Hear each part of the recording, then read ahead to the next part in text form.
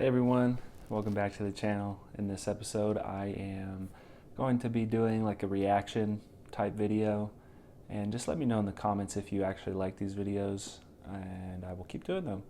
But I'm doing a reaction to John Dutton from Yellowstone, who is a movie actor basically, but he is talking to a vegan who supposedly trespassed on his lawn. I haven't actually seen this episode, so without further ado, here's my reaction. Oh, he makes a here. pretty good point. We're here protesting the existence of a state-sponsored police force that protects industrialized animal farming and the mass murder of millions of animals every year. You ever plow a field, Summer? To plant the quinoa or sorghum or whatever the hell it is you eat, you kill everything on the ground and under it.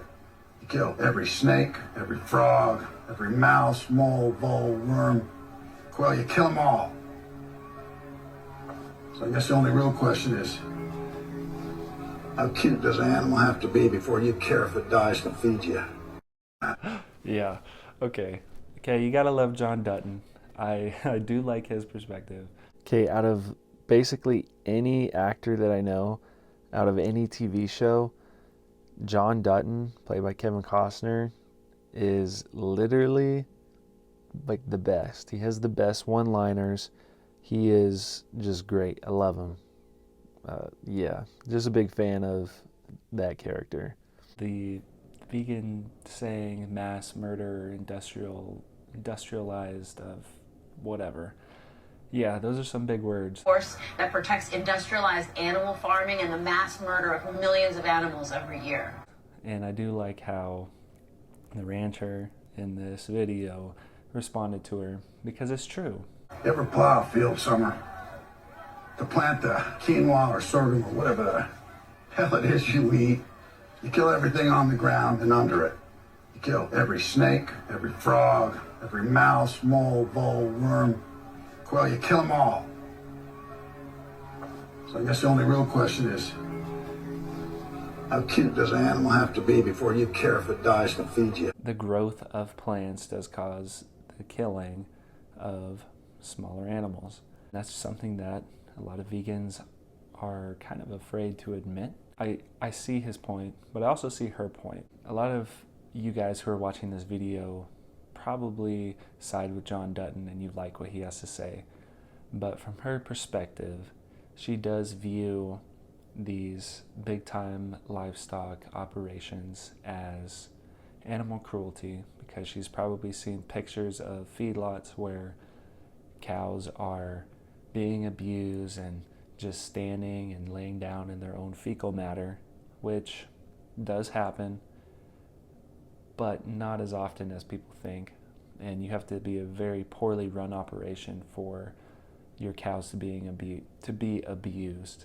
I don't think that most vegans would have a serious problem with the way that John Dutton in Yellowstone runs his ranch. Ranching's a terrible business, grandson. Terrible? How? There's federal regulations and state regulations, county regulations, and these people in the city suing us, complaining about the way we raise the food they eat. I mean, he does it the old pioneer way. He does it the way his great-grandparents did it.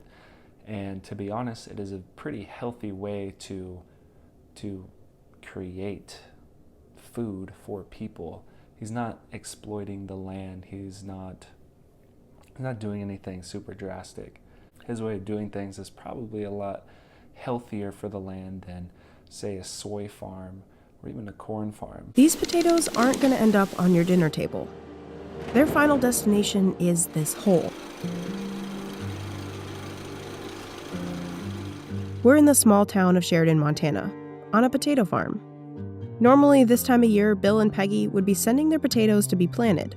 Instead, they're throwing away 700 tons. Not saying there's anything wrong with farming, but the way that ranchers typically run their land in the West nowadays, now there are some who don't do this, but they integrate their cattle with their land, and they know exactly when and where to put their cows on their land to get maximum amount of beef from the land while also maintaining the land's healthiness. Surprisingly enough, this same principle is being used by cattle ranchers. In this case, it's called time-controlled grazing or rotational grazing, and it's helping livestock owners preserve the land for future generations. They're not destroying their property.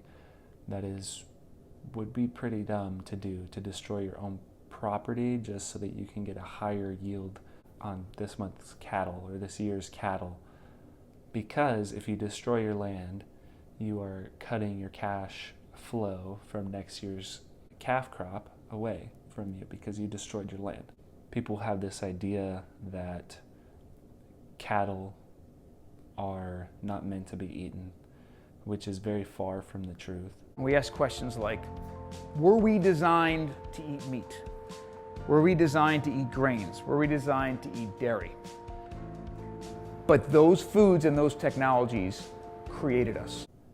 Cows are bred to be eaten, and I do believe if we stopped eating cows, there would be a pretty big food shortage in the United States and probably throughout the world, wherever cows are eaten.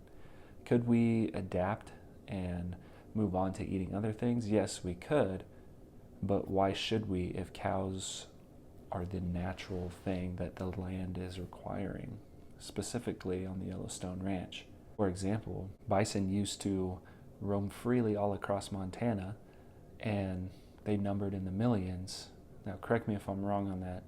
I'm pretty sure they numbered in the millions.